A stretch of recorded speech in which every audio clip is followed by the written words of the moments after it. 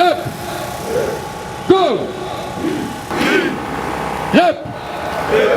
Un pas en avant. Donc tu saches.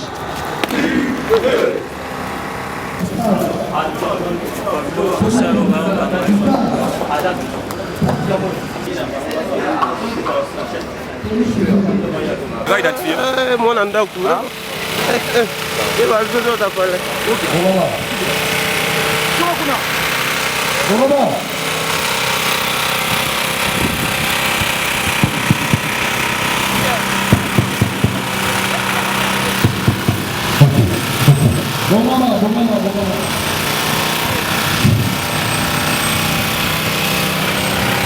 Espace, fica toda a imagem, não?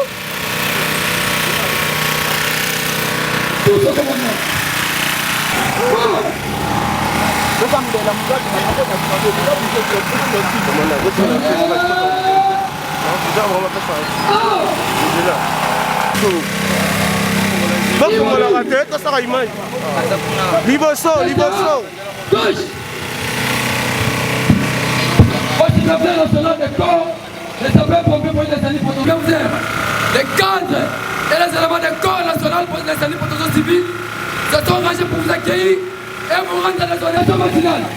Effectif normal, 4000, présent 2000, absent justifié 1000, absent non justifié 1000. Devant vous, le chef de promotion, vous tous quota, Amazon. Mambeko mbote na biso mbote lisusu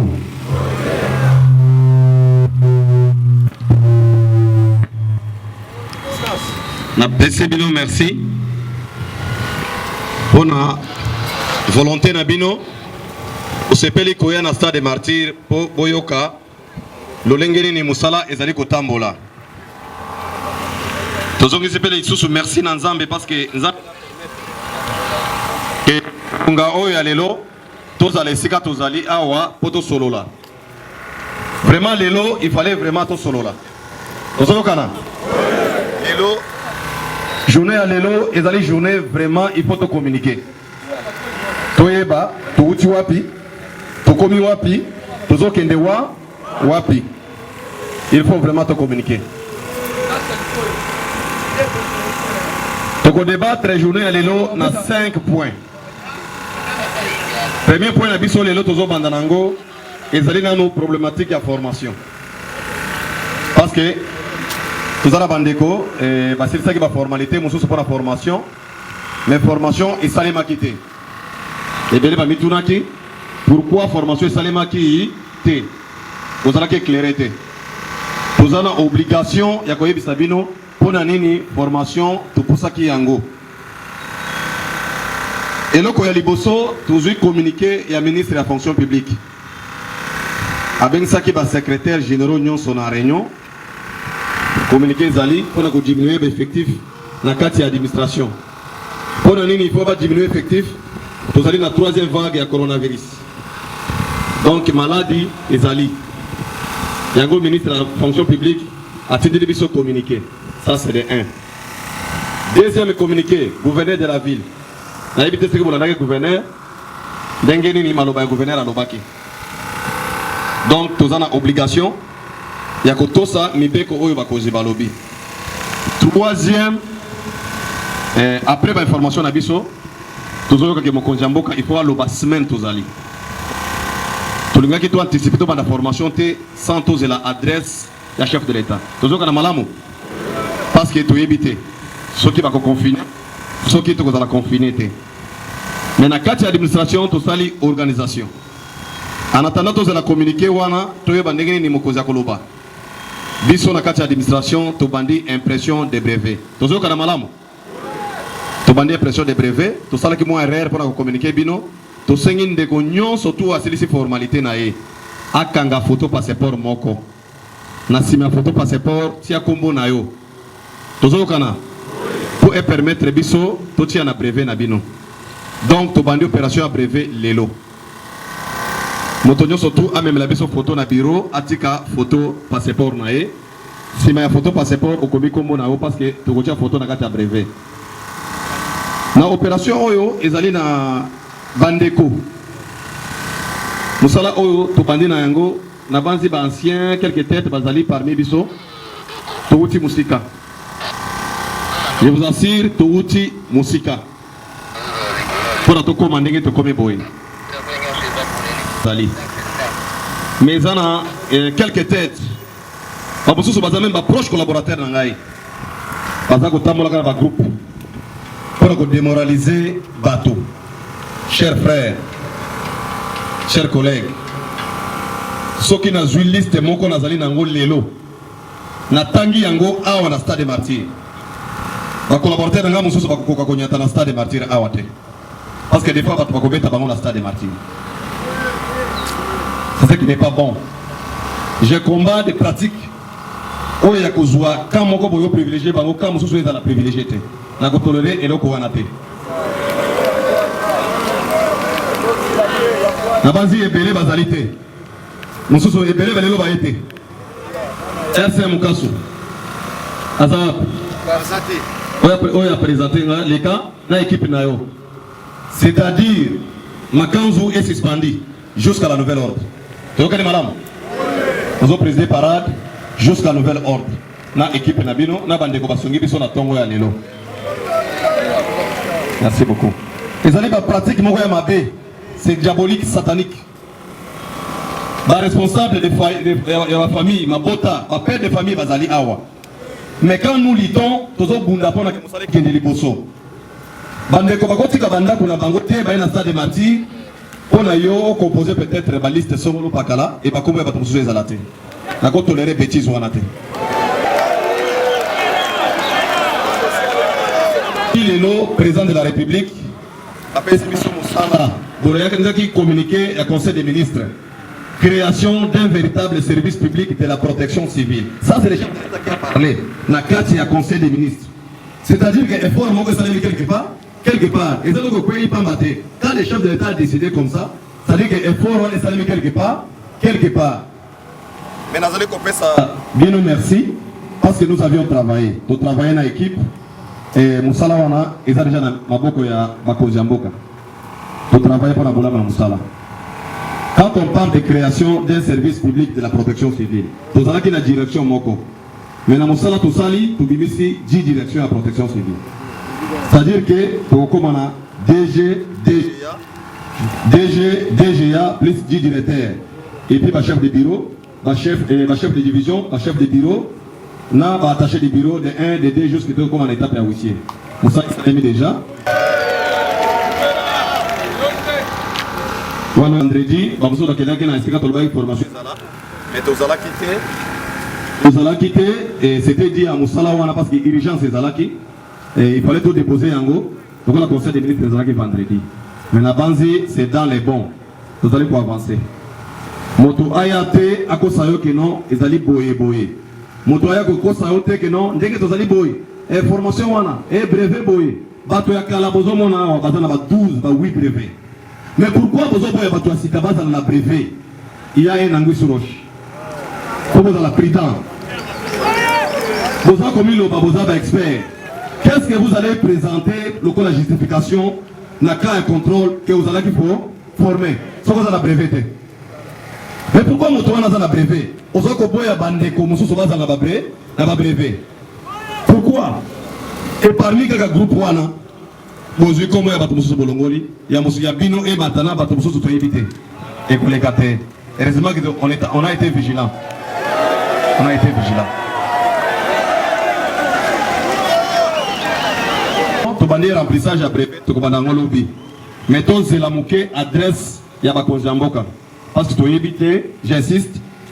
Oyoka qui déjà annonce naé alors qu'il y a décision à Zozambala Oyo et que ce pile ça la population a mouké té mais allez pour l'intérêt en Mboka wana yemoko mais on ne sait pas il va nous dire quoi tu peux anticiper parce que tu as la formation lelo qui lobby bakati et que vous allez malamu té yango tozali kozela toyoka communiquer naé que vous allez ndenge nini toyoka ni place wana vous allez motema ko kita pour la formation et que vous allez ba brevet déjà tant au foot il y a pas que tozo bana ko ya ko remplir ba brevet na yo ce qui va confiner administration ko sala musala c'est-à-dire que tu vas brevet tu remettre bino ba brevet avant en attendant vous la formation pour préparer ndenge tozali ko fonctionner ndenge nini fonctionnement nazo zo la makambo mibale makambo etali gilet na makambo etali carte wana ezali deuxième point tozala bandeko bafuta mbongo tina lelo nanu bazwi gilet te nanu bazwi carte de service te. Là c'est aussi un point très capital parce qu'il faut tout solo la yango. Qu'est-ce qu'on a compris bandeko nazana ya bato to kedaki na bango ko somba machine pour na tozala na difficulté à ko imprimer ba carte te ba carte de service ezala imprimer na ipa na bisomo moko pour permettre moto nyonso azala na D8 na e. Qu'est-ce que nous avons remarqué? Je vous dis il y a des choses bizarres. Même les informaticiens ou la direction on a imprimé ma carte ya bandeko basala ki na formation liboso baza ko imprimer ma carte ya moto ya financer 10 000 francs na groupe ya bato ba imprimer. Ce sont des pratiques qu'on a compris. On a compris. Lelo mkola lelo toza ko récupérer machine nyonso ya ba carte tozo botola yango lelo toza na groupe auditeur. L'auditeur est là? Oui, poussé avec l'Obs. Concepteur, informaticien. Les concepteurs viennent.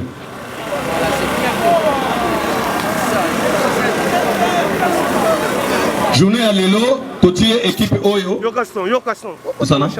Équipe Oyo, la machine Lelo. À partir de la semaine Oyo, va bandi ko imprimer ma carte pour la bâtonnion, nyonso. Ceux qui ont celui qui ont imprimé ma carte de service. To bengi bino kana martyr boye babandi ko distribuer ba carte gratuitement beaucoup pour tata 100 francs beaucoup pour tata 100 francs parce que il y a des pratiques sataniques. Comment on peut priver bandeko et basali formation mosusu et ce sont des collaborateurs à moi direct propre basi même pas responsabilité na kati ya musala donc et bien les bazali à water ce que vous vérifiez bazalité voyez bien décision ni na ki nango lelo bazalité et bien les bazalité ce sont des pratiques sataniques kaka bango bazako tamola ka ipa bato pour ko diaboliser ba agent voilà Oscar Boy biloko mosusu na yebi yango te mais nazali koyoka na yoki mingi c'est pourquoi lelo na baki il faut to solo là na yoki mingi.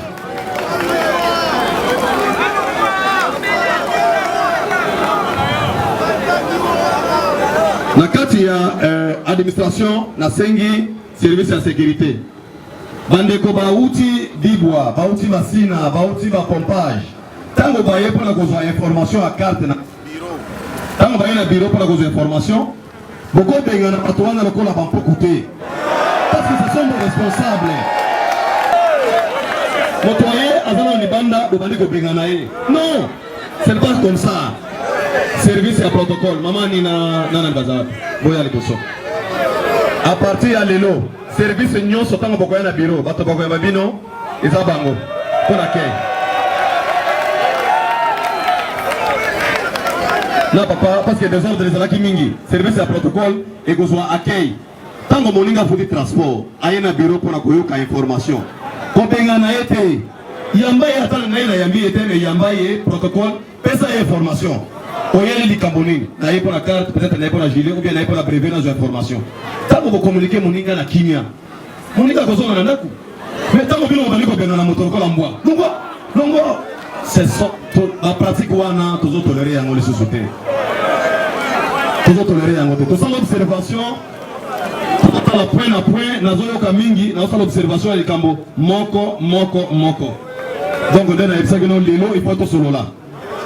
Toti musika na musala oyo ndeko des fois bureau bomoni wana bureau wana pona kozwa yango ezalaki bitumba bao nazalaki na bango bamoni combien de fois secrétaire général abanda ko ya attaquer ngai pona que non lelo soko za incapable de kolongola yo ba menace ndenge na ndenge mais to bande na zéro to matiti na ndenge to komi na niveau to komi lelo c'est-à-dire que ça facilité musala et tout salema.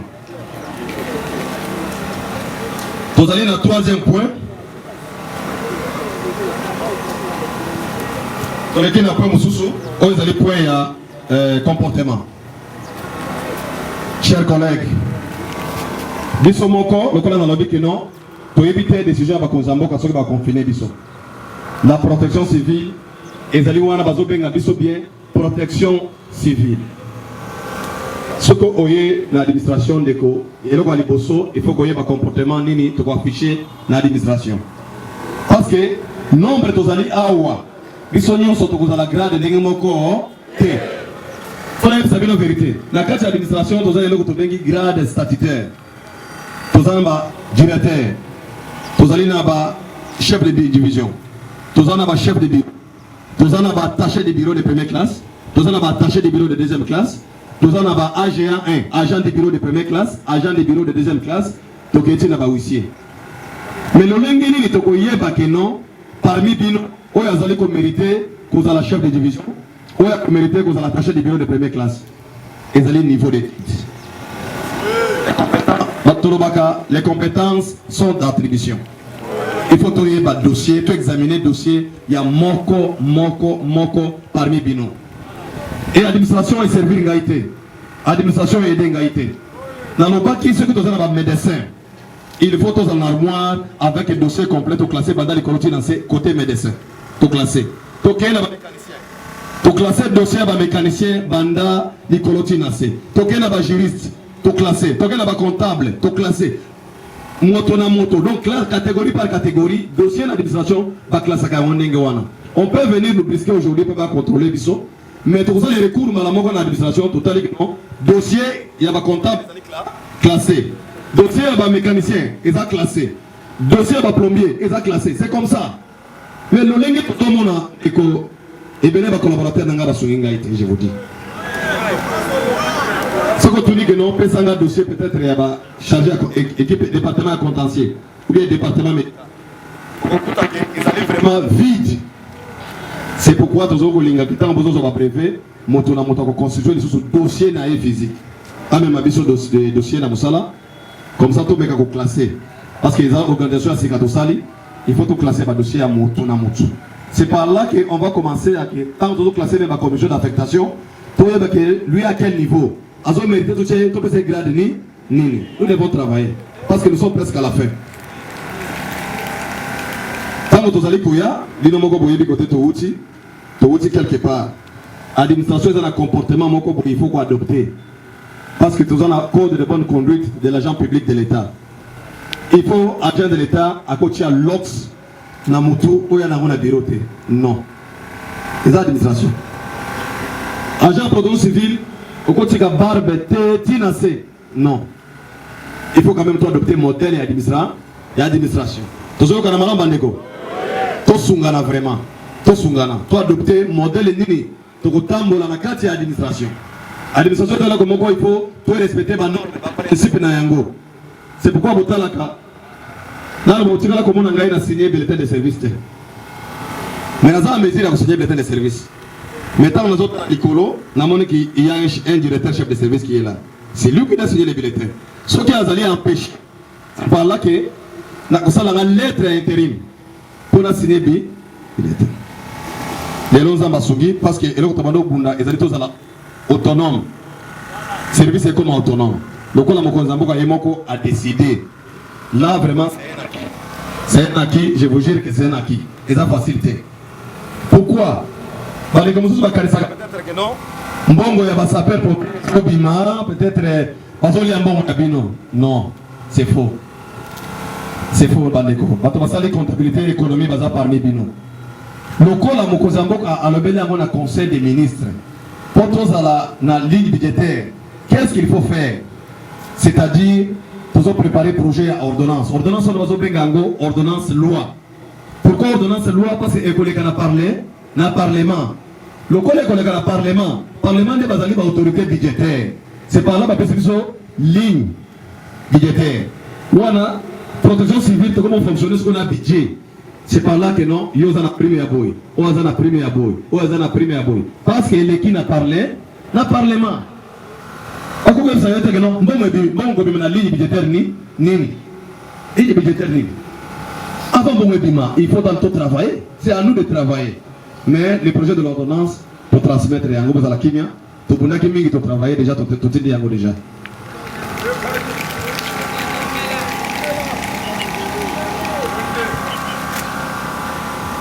Donc, nous avons présenté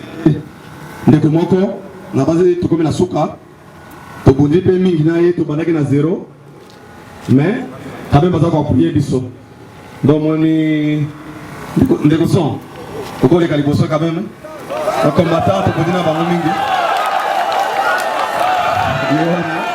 donc vraiment tobandi musika te mais tobandi musika et keneti na conseil des ministres nous venons de très loin très loin oyo aza na miso akomona aigle amonaka musika oyo aza na miso akoyoka ayoka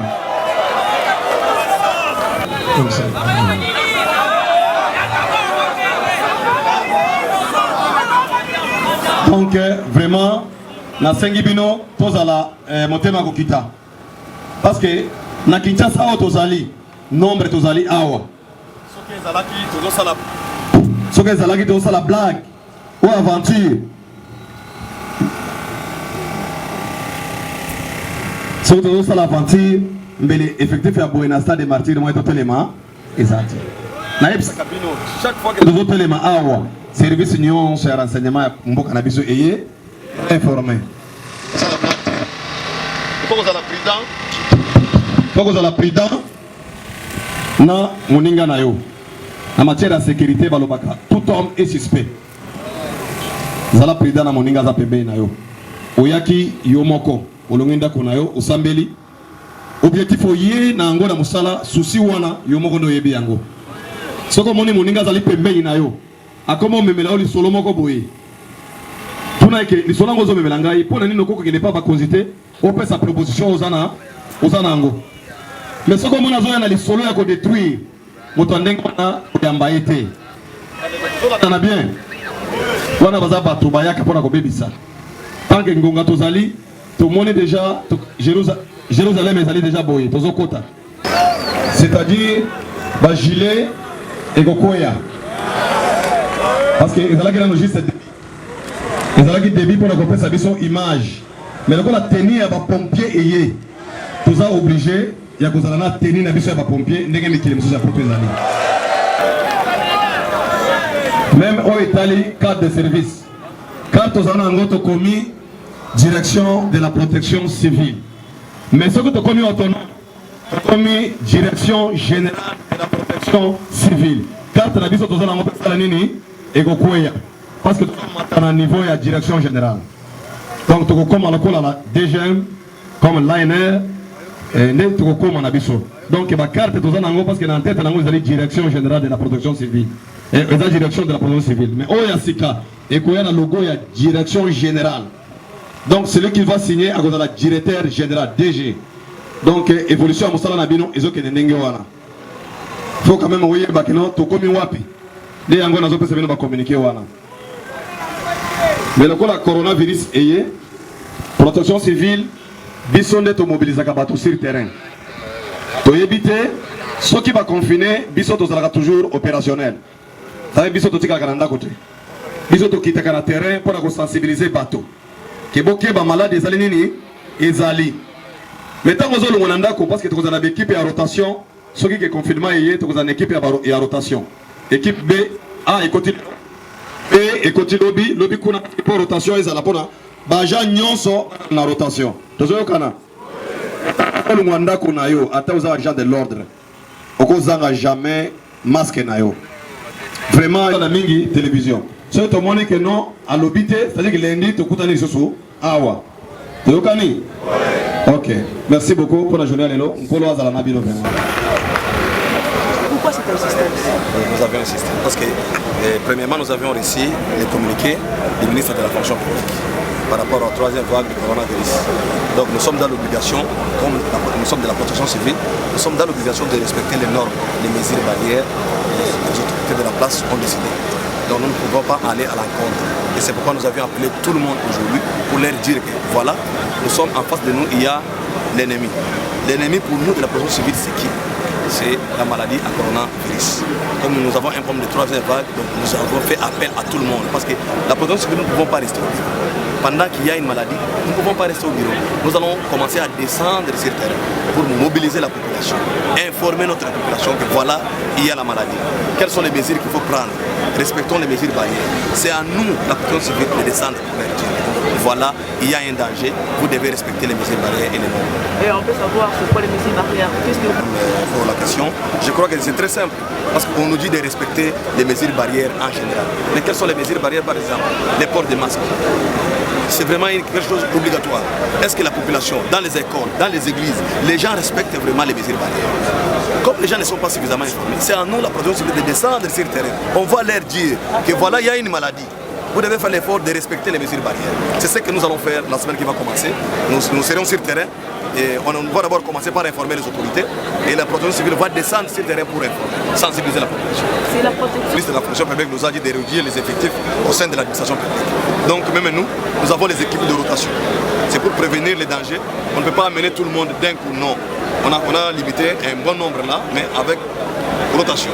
Donc si le mardi demain, nous aurons une équipe qui va faire la rotation, les mercredis, les jeudis, ainsi de suite. Donc même sur le terrain, ça sera idem. Donc nous allons faire toujours de rotation. D'accord. Vous pouvez parler ce que vous avez dit à Kigala? Oui, Nazali ko yebisa. Kopesa nano liboso d'abord liboso. Tata moko jamboka parce que nabosa naki na français. Donc si vous pouvez répondre encore. J'ai dit d'abord mais Excellence le président de la République Félix Antoine Tshisekedi Tshilombo, parce que c'est lui qui a pensé à redonner l'image de la protection civile longtemps oubliée. Et aujourd'hui, comme nous sommes en face de nous, il y a une maladie. Donc nous sommes dans l'obligation, chef de l'État. Nous vous disons merci. Continuez à nous soutenir parce que vous êtes impliqués et voilà aujourd'hui comment la protection civile est en marche. Donc nous vous disons merci pour ça, sans oublier encore les VPM, les nouveaux patrons de l'intérieur. Maître Daniel Ancero, merci Excellence. Nous sommes là et la protection civile est là sur le terrain pour travailler, pour sensibiliser et mobiliser la population. Il y a une question qui Le champ est vaste quand on parle de la protection civile. Donc à côté, nous sommes dans l'obligation d'avoir les hommes capables de faire face quand il y a un problème de catastrophe. Nous ne pouvons pas prendre n'importe qui. Donc il faut prendre les hommes, les experts, parce que nous sommes les experts. Donc comme experts sauveteurs, donc, nous sommes dans l'obligation d'avoir les hommes capables de faire face à la maladie. Parmi nous, vous avez vu, il y a les médecins pompiers, à leur tenue. C'est parce qu'ils sont spécialistes. Donc ils sont là pour prendre prélèvement des températures. C'est leur domaine, ils sont formés pour ça. Après, ils sont dans l'obligation de placer les lave-mains dans tous les coins au sein de l'administration. C'est comme ça que nous nous sommes organisés. Et c'est pourquoi aujourd'hui on a pensé à changer l'équipe et puis prendre l'équipe capable de faire face à la maladie. C'est pourquoi nous sommes là aujourd'hui. Oui. Napesi nano ebandeli ndenge na lobi awa tata mokonzi ya mboka son excellence Félix Antoine Tshisekedi Tshilombo longonya mingi parce que yende grâce na image ya protection civile ezali changer lelo protection civile tozali en marche toza capable ya ko résoudre les cambonions surtout ekoyela biso donc nde yango tozopesa longonya mingi tokobosa na lisusu te tata mokonzi na biso ministre na biso ya intérieur excellence Daniel Aselo Kito esika azali topesa pe lisusu merci parce que ba soutenir biso lelo tala image ya protection civile ezali changer. Donc yango wana tozali ko yebisa bakonzi semaine auto bandi lokola maladie ezali tozali na nzela toza na terrain protection civile na ba marché na ba école partout na ba église tozali ko kita na terrain pour nous sensibiliser population na biso bayeba ke maladie ezali il faut ba tosa ba respecter ba mesures barrières yango wana rôle na biso parce que toko va na bureau to croiser maboko te protection civile lobby mardi toza na nzela pour la sensibilisation. Merci beaucoup. Parade mokolo lelo ezalaki juste parade moko ya ko informer parce que to éviter soki kozala parade ya suka et toza na équipe ya rotation yango to bengi bato nyonso po baya parce que malade ezali il faut topesa directive ya sika nde yango wana objectif souci munene ezali directive ya sika lolenge nini tokotambola pendant période ya pandémie nde yango wana tobengisi bato nyonso po bazwa message ya